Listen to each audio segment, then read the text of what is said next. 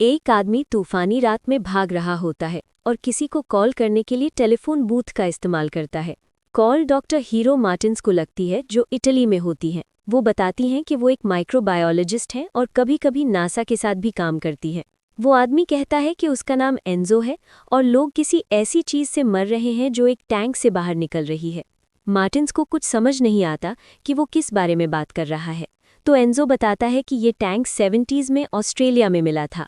Martins के चेहरे पर खौफ छा जाता है, क्योंकि उसे एहसास होता है कि ये नासा का है और दहियों पहले गायब हो गया था। मार्टिन्स उस आदमी को शांत करने की कोशिश करती है, मगर जल्द ही कॉल कट जाती है, क्योंकि वो आदमी अपनी मौत के आगे हार मान जाता है। कुछ दिनों बाद मार्टिन्स उस जगह पहुंचती है और मेजर रॉबर्ट क्विन वहां उनकी मदद के लिए मौजूद होता है। उसके साथ उसकी पार्टनर ट्रिनी रोमानो भी होती है। मार्टिन्स ये जानकर हैरान रह जाती है कि इस इन्वेस्टिगेशन के लिए सिर्फ 2 लोगों को रखा गया है। मार्टिन्स उन्हें बताती है कि स्काईलैब नाम का एक स्पेस स्टेशन 79 में ज़मीन पर क्रैश हुआ था, मगर वो टुकड़ों में टूट गया और एक ऑक्सीजन टैंक यहाँ आ गिरा, जिसे एक आदमी ने ये सोचकर रख लिया कि शायद लोग इसे देखने आएं। मगर खतरा यह है कि इसके अंदर एक पैरासिटिक फंगस है जो एक स्पीशी से दूसरी में ढल सकता है। उनका मानना होता है कि वो पैरासाइट किसी चीज़ के संपर्क में आया और ज़मीन पर वापस आ गया, जिसकी वजह से उस इलाके के सब लोग मर गए। फिर वो खुद को एक एंटीडोट का इंजेक्शन लगाती है ताकि खतरनाक एलर्जन से बच सकें। ट्रिनी पूछती है कि ऐसी चीज़ स्पेस में क्यों भेजी गई थी, तो मार्टिन्स बताती हैं कि ये एस्ट्रोनॉट्स के लिए एंटी फंगल दवा बनाने के लिए था। वो पूरे इलाके की तलाशी लेते हैं, मगर वहाँ कोई एक भी जिंदा इंसान नजर नहीं आता। मार्टिन्स को वो टैंक मिल जाता है और वो उसकी जांच करने जाती हैं। वो देखते हैं कि वो आदमी उसे साफ करने के लिए आलू और साबुन का इस्तेमाल कर रहा था और लोगों से इसे देखने के पैसे भी ले रहा था। आलूओं की वजह से उस पैरासाइट को प्रोटीन मिला और वो मजीद ताकतवर हो गया। फिर वो एक छोटा सा क्रैक यानी दरार देखती हैं। वो रॉबर्ट से कहती हैं कि उसे पीछे खींचे ताकि वो अंदर न खींची जाएं। वो जांच करती हैं तो पता चलता है कि वो मखलूक और भी ज़्यादा स्ट्रांग हो रही है। अचानक वो उनकी तरफ थूकता है, मगर वो खुद को संभाल लेती हैं। ट्रिनी को एक लाश मिलती है, ये जाने बिना कि पैरासाइट पहले ही निकल चुका है।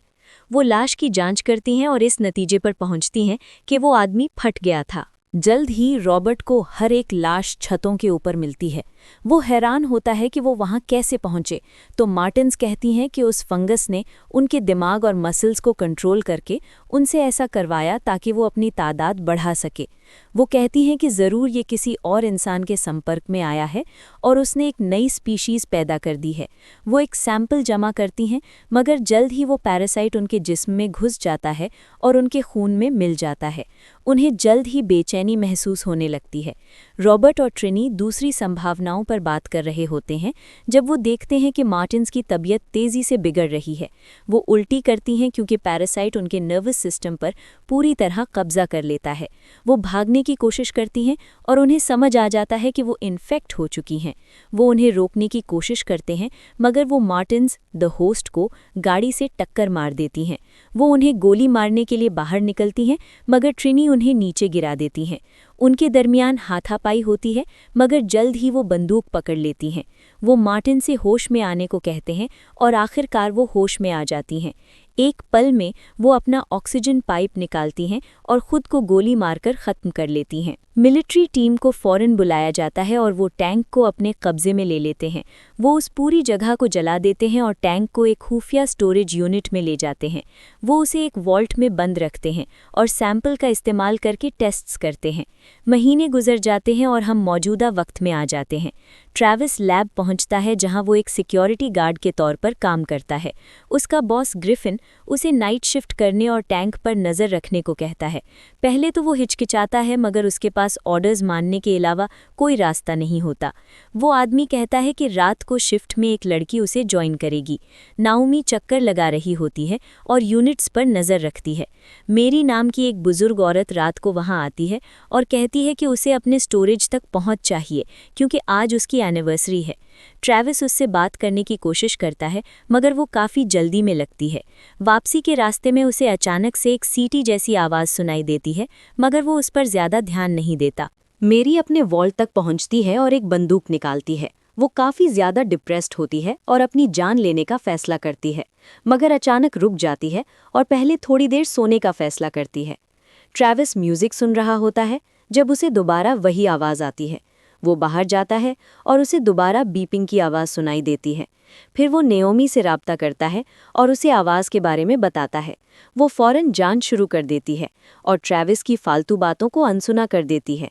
वो हर चीज़ चेक करती है मगर उसे कुछ सुनाई नहीं देता। ट्रैविस कहता है कि शायद ये कोई छोटी मोटी चीज़ होगी और बताता है कि उसका नाम टी केक है।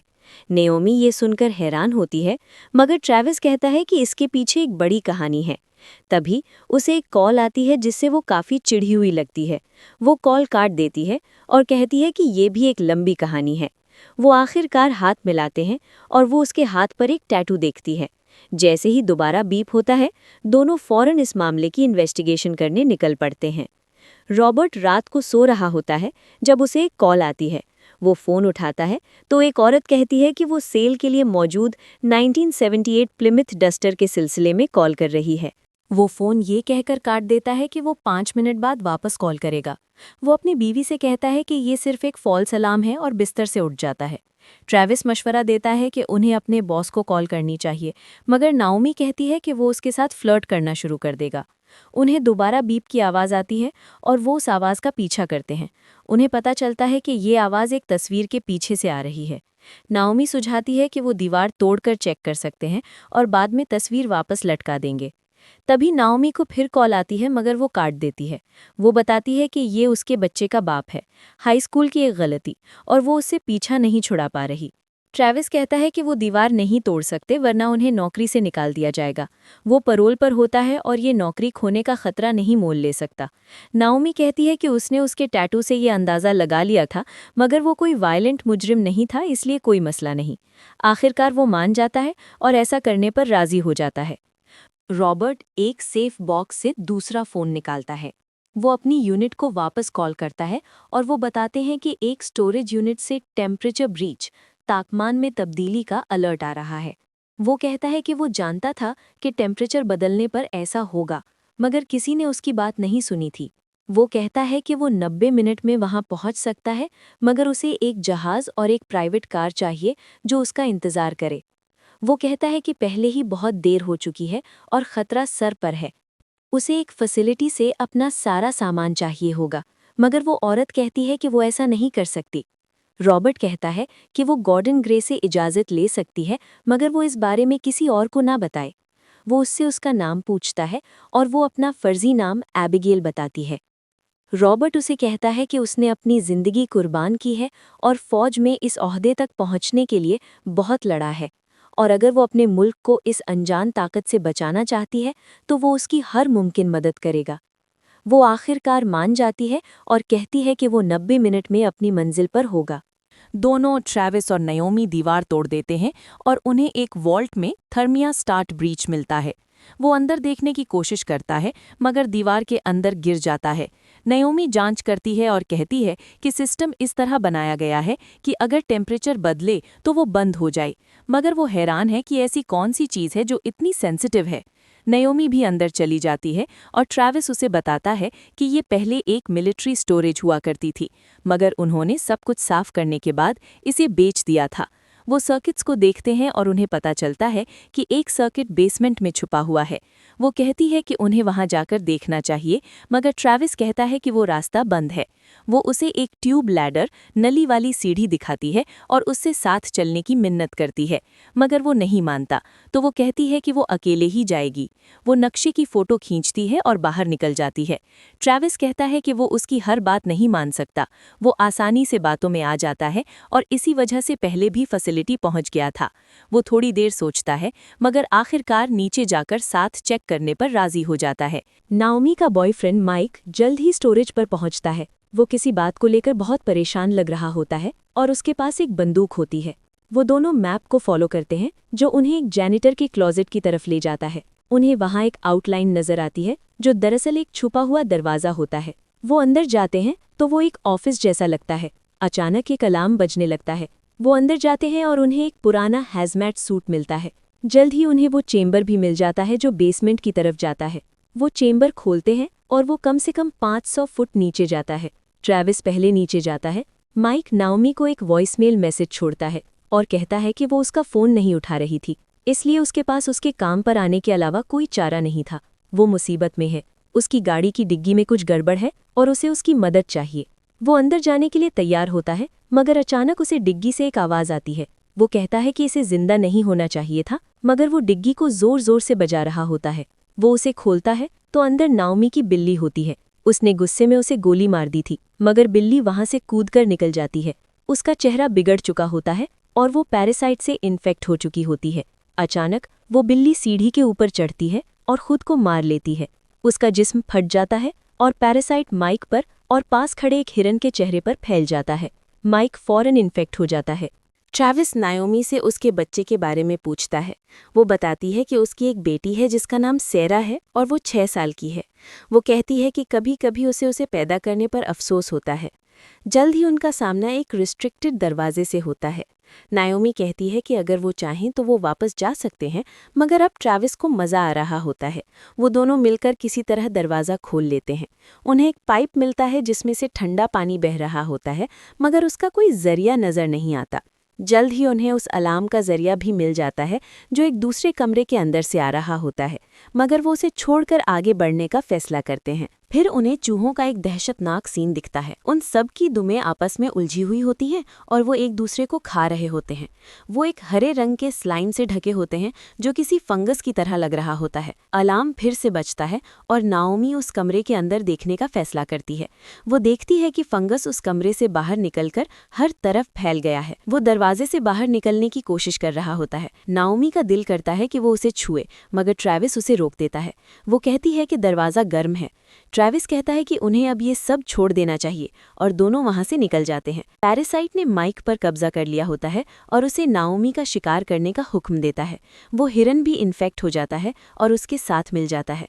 रॉबर्ट जहाज में बैठा पहले वाले हादसे को याद कर रहा होता है। एबिगेल उसे कॉल करती है और बताती है कि वो गॉर्डन ग्रे को कॉल नहीं कर सकी क्योंकि उसका 1 साल पहले इंतकाल हो गया था। उसने उसकी जगह वीजली जर्बैक को कॉल की है और वो कॉल संभाल लेता है। वीजली कहता है कि वो पिछले 20 साल से इस चीज के पीछे पागल रहा है, मगर इसमें कुछ नहीं है। रॉबर्ट कहता है कि उन्होंने वो जगह बेच दी है, मगर वीजली इस बात पर जोर देता है कि वो जगह सील्ड थी और वहां से निकलने का कोई रास्ता नहीं था। मगर रॉबर्ट कहता है कि टेम्परेचर बदल गया और किसी ने ध्यान नहीं दिया, जिसकी वजह से वो आज़ाद हो गया। वीजली कहता है कि वो अब भी उसकी इज्जत करता है, मगर उसे सिर्फ नोट्स लेने और रिपोर्ट देने की इजाज़त है, दखल अंदाजी की नहीं। एबिगेल ये सब सुनती है और मामला अपने हाथों में लेने का फैसला करती है। वो अपने पर्सनल नंबर से रॉबर्ट को कॉल करती है और कहती है कि उसने फंगस पर उसके पेपर्स पढ़े हैं। वो नहीं चाहती कि ये चीज़ बाहर फैले और वो उसकी हर तरह से मदद करेगी। रॉबर्ट कहता है कि सर्वर अब महफूज नहीं है, इसलिए उसे उसकी तरफ से सारी कॉल्स करनी होंगी। वो उसे ट्रिनी को कॉल करने का कहता है, मगर तभी वीजली वहाँ आ जाता है, लेकिन वो होशियारी से बातचीत बदल देती है और वो बिना किसी शक के वहाँ से चला जाता है। रॉबर्ट उसे दोबारा ट्रिनी को कॉल करने का कहता है क्योंकि सिर्फ वही उसके लिए हर चीज़ का इंतजाम कर सकेगी, जिसमें आइटम नंबर 7 भी शामिल है। ट्रैविस उस फैसिलिटी के बारे में अपनी रिसर्च कर रहा होता है, तभी वो एक हिरन को अंदर आते देखते हैं। वो उसका पीछा करते हैं और देखते हैं कि वो खुद ब खुद एक एलिवेटर में दाखिल हो रहा है, जिसे देखकर वो दंग रह जाते हैं। कहानी फिर माजी में जाती है जब ये वायरस पहले फैला था और उसने सबसे पहले एक कॉकरोच लाल बेग को इन्फेक्ट किया होता है। लाल बेग फिर माइक की गाड़ी तक पहुंच जाता है और इसी तरह वो बिल्ली इन्फेक्ट होती है। वो दोनों हिरन को इन्फेक्ट होते देखते हैं और फैसिलिटी को कॉल करने का फैसला करते हैं। वो ऊपर भागते हैं और देखते हैं कि हिरन पागलों जैसी हरकतें कर रहा है। अचानक वो उनकी तरफ लपकता है। वो किसी तरह छुप जाते हैं, मगर हिरन वहीं फट जाता है। तभी माइक भी एलिवेटर से बाहर निकलता है, मगर वो भी बुरी तरह इन्फेक्ट हो चुका होता है। उन दोनों को शक होता है कि उसके साथ कुछ बहुत गलत है। वो कहता है कि उसने उसकी बिल्ली को गोली मार दी है।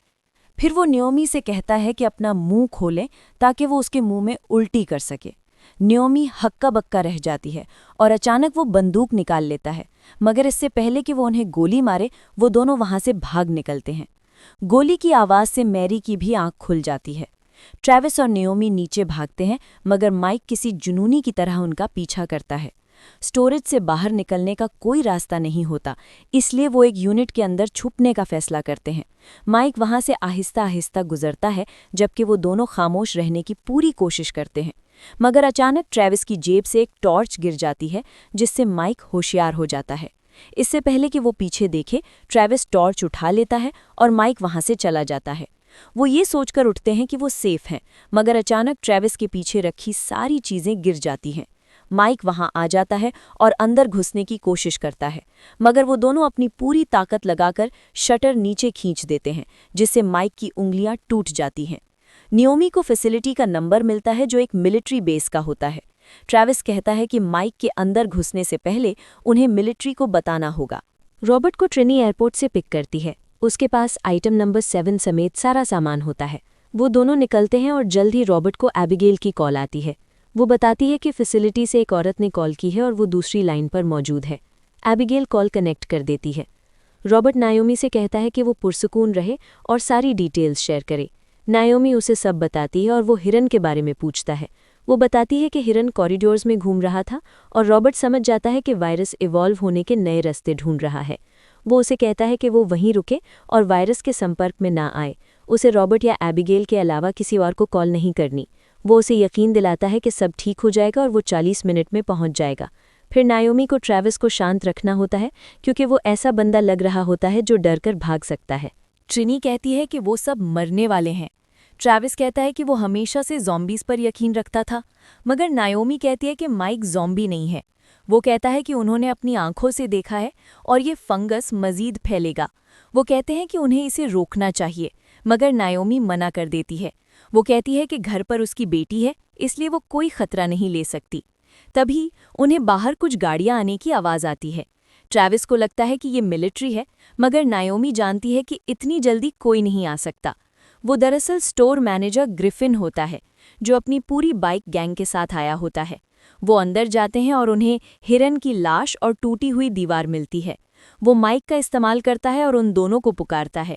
वो वहाँ बहुत सारे टीवी चुराने आया होता है और अंदर दाखिल हो जाता है।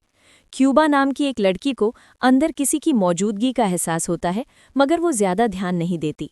रॉबर्ट और ट्रिनी एक खाली घर पहुँचते हैं। वो अंदर घुसते हैं और एक ट्रंक निकालते हैं जो ट्रिनी ने वहाँ छुपाया होता है। अचानक घर का मालिक बंदूक लेकर आ जाता है। पता चलता है कि वो ट्रिनी का बेटा है। वो कहती है कि उसे बस कुछ लेना था और वो निकल जाती है। वो रॉबर्ट को बताती है कि चीज़ें छुपाने के लिए ये बेहतरीन जगह है, क्योंकि कोई शक नहीं करेगा। फिर वो वहाँ से निकलते हैं और रॉबर्ट सबकी जान बचाने का वादा करता है। ट्रेविस कहता है कि उन्हें जाकर ग्रिफिन की मदद करनी चाहिए। नायोमी कहती है कि उसकी बेटी है और वो ग्रिफिन के लिए अपनी जान खतरे में नहीं डालेगी। रॉबर्ट ने कहा होता है कि वो 20 मिनट में पहुंच जाएगा, मगर ट्रेविस को लगता है कि ऐसा नहीं होगा, क्योंकि वो आदमी अपने मिशन के बारे में काफ़ी राजदारी बरत रहा था। ट्रेविस निकलने की कोशिश करता है, मगर नायोमी उसे दरवाज़ा खोलने से मना करती है। वो कहता है कि जेल से निकलने के बाद इसी जगह ने उसे पहली नौकरी दी थी और वो उन लोगों को मरने नहीं दे सकता, इसलिए अगर वो चाहे तो अंदर रुके, मगर वो अपना फ़र्ज़ निभाएगा। वो आखिरकार मान जाती है और कहती है कि वो भी उसकी मदद करेगी। वो सब मिलकर टीवीज़ लोड करना शुरू करते हैं। उनमें से एक अचानक सिंथेसाइज़र बजाने लगता है, जिससे माइक होशियार हो जाता है। ट्रेविस और नाओमी भी वो आवाज़ सुनते हैं और उसका पीछा करते हैं, मगर माइक उनसे पहले वहां पहुंच जाता है। इससे पहले कि ट्रेविस कुछ कर सके, माइक उल्टी करता है और वहां मौजूद हर किसी को उस गंदे मादे से भिगो देता है। फिर वो शटर नीचे गिरा देता है और ट्रेविस की तरफ लपकता है, मगर इससे पहले कि वो उसे पकड़ पाए, कोई पीछे से उसके सर में गोली मार देता है। वो मैरी होती है और गोली लगते ही माइक का जिस्म फट जाता है। ग्रिफिन ये सब सुन रहा होता है और अपनी बंदूक के साथ बिल्कुल तैयार हो जाता है। ट्रेविस मैरी को हिफाजत से एक जगह ले जाता है। उसी दौरान एबिगेल रॉबर्ट को कॉल करती है और बताती है कि कुछ लोग फैसिलिटी में घुसे हैं, मगर नाओमी अब फ़ोन नहीं उठा रही। रॉबर्ट कहता है कि उसे फ़ौरन सैटेलाइट की मदद चाहिए होगी, ताकि वो इस जगह का टेम्परेचर ट्रैक कर सके और देख सके कि कोई इन्फेक्टेड बंदा बाहर तो नहीं निकल रहा। एबिगेल कहती है कि वो किसी ऐसे शख्स को जानती है जो उनकी मदद कर सकता है। फिर वो कहती है कि उसने रॉबर्ट के सारे पेपर्स पढ़े हैं और वो जानती है कि उसने आखिर में क्या करने का प्लान बनाया है। वो पूछती है कि क्या कोई और रास्ता है, मगर रॉबर्ट का जवाब ना होता है। ट्रेविस मैरी से बंदूक ले लेता है और उसे हिफाजत से बाहर निकालता है। फिर वो ग्रिफिन को पुकारता है। ग्रिफिन का दोस्त सारा सामान लेकर वहां से निकल जाता है। जब ग्रिफिन और ट्रेविस मिलते हैं तो ग्रिफिन को ट्रेविस पर भरोसा नहीं हो रहा होता। अचानक स्टोरेज के अंदर से लोग शटर को जोर जोर से पीटना शुरू कर देते हैं। ग्रिफिन ट्रेविस को दरवाज़ा खोलने का हुक्म देता है, मगर ट्रेविस मना कर देता है। गुस्से में ग्रिफिन ट्रैविस के बाजू में गोली मार देता है और उसे दरवाज़ा खोलने पर मजबूर करता है। कोई और चारा ना होने पर ट्रैविस वहां जाता है, मगर आखिर में वो दरवाज़ा लॉक कर देता है। तभी अचानक नाओमी फायर एक्सटिंग्विशर से उन पर हमला कर देती है। वो उन्हें उलझा देती है और वो दोनों वहां से भाग निकलते हैं। वो आखिरकार फैसिलिटी से बाहर निकलने में कामयाब हो जाते हैं, मगर रॉबर्ट ठीक उसी वक्त वहां पहुंच जाता है। वो उनसे पूछता है कि क्या वो ठीक हैं, और वो हाँ में जवाब देते हैं। वो ये भी पूछता है कि क्या अंदर लोग हथियारबंद हैं, और उनका जवाब पॉजिटिव होता है। रॉबर्ट कहता है कि वो सब संभाल लेगा, और वो लोग फिर से अंदर दाखिल हो जाते हैं। ग्रिफिन अपने दोस्तों को बताता है कि उसके पास चाबियां नहीं हैं, लेकिन वो लोग अंदर से ही उसे स्लाइड करके निकाल लेते हैं। वो उन्हें एक गन देता है और हैजमैट सूट्स के लेवल के बारे में बताता है जो उन्हें पैरासाइट से महफूज रखेंगे। वो कहता है कि उन्हें बेसमेंट में नीचे जाना होगा और वहाँ वो मशीन रखनी होगी जो वो अपने साथ लाया है। ट्रैविस कहता है कि ये एक न्यूक है और ये शहर में सबको मार देगा। रॉबर्ट कहता है कि बेसमेंट 500 फुट नीचे है और इस धमाके से किसी को नुकसान नहीं पहुंचेगा। नाओमी कहती है कि वो उससे इत्तेफाक करती है क्योंकि फंगस बहुत तेज़ी से फैल रहा है। रॉबर्ट उन्हें बताता है कि बॉम्ब फटने के बाद उनके पास भागने के लिए 16 मिनट होंगे। वो पीछे रुकेगा और किसी भी इन्फेक्टेड को मारेगा जो फैसिलिटी से बाहर निकलने की कोशिश करेगा। ट्रैविस मान जाता है और वो फौरन अपनी ड्यूटी पर निकल जाते हैं। इन्फेक्टेड लोग स्टोरेज से बाहर आ गए होते हैं। ग्रिफिन अपनी गन निकालता है, लेकिन वो कहते हैं कि वो बिल्कुल ठीक हैं और बाहर निकलने लगते हैं। ग्रिफिन देखता है कि क्यूबा अंदर होता है जो अचानक उसके सामने ही फट जाता है। नाओमी और ट्रैविस दोनों तैयार होते हैं और अंदर चले जाते हैं। रॉबर्ट पीछे रुकता है और वहां मौजूद हर गाड़ी को पंक्चर करना शुरू कर देता है। उनमें से एक बंदा फैसिलिटी से बाहर निकल आता है। एबिगेल रॉबर्ट को गाइड करती है और वो उस बंदे को गोली मारने में कामयाब हो जाता है, लेकिन जल्द ही रॉबर्ट की कमर जवाब दे देती है और वो गिर जाता है। नाओमी और ट्रैविस दोनों चेंबर तक पहुंच जाते हैं। वो बेसमेंट में नीचे उतरते हैं। रॉबर्ट कहता है कि उसकी कमर काम नहीं कर रही, लेकिन वो वहां से लोगों को गोली मार सकेगा। अचानक उस आदमी की बॉडी भी फट जाती है। नाओमी और ट्रैविस रिस्ट्रिक्टेड रूम के अंदर जाते हैं और देखते हैं कि फंगस हर तरफ फैल चुका होता है। ये पाइप्स के जरिए फैल रहा होता है और जल्द ही पानी के रास्ते अपना रास्ता बना लेगा। वो न्यूक को एक्टिवेट कर देते हैं, लेकिन उनके पास जिंदा बच निकलने के लिए सिर्फ 6 मिनट बचे होते हैं। नाओमी कहती है कि वो इन सूट्स में सीढ़ी नहीं चढ़ सकते, इसलिए उन्हें ये उतारने होंगे। रॉबर्ट नोटिस करता है कि बारिश की वजह से फंगस बहुत तेज़ी से बढ़ रहा है और उसकी तरफ आ रहा है। वो दोनों सूट उतार देते हैं और सीढ़ी चढ़ने लगते हैं। ग्रिफिन और उसका दोस्त बाहर निकलने की कोशिश करते हैं, लेकिन रॉबर्ट उसके दोस्त को गोली मार देता है। वो ग्रिफिन को गोली मारने की कोशिश करता है, लेकिन वो छुपने में कामयाब हो जाता है। रॉबर्ट की गोलियां खत्म हो जाती हैं और ग्रिफिन उसे मारने के लिए तैयार होता है। अचानक इन्फेक्टेड खड़ा हो जाता है और ग्रिफिन अपनी सारी गोलियां उस पर ज़ाया कर देता है। फिर वो आहिस्ता से रॉबर्ट के पास आता है और कहता है कि अब उसके जाने का वक्त आ गया है, मगर तभी एक गाड़ी वहां आकर रुकती है।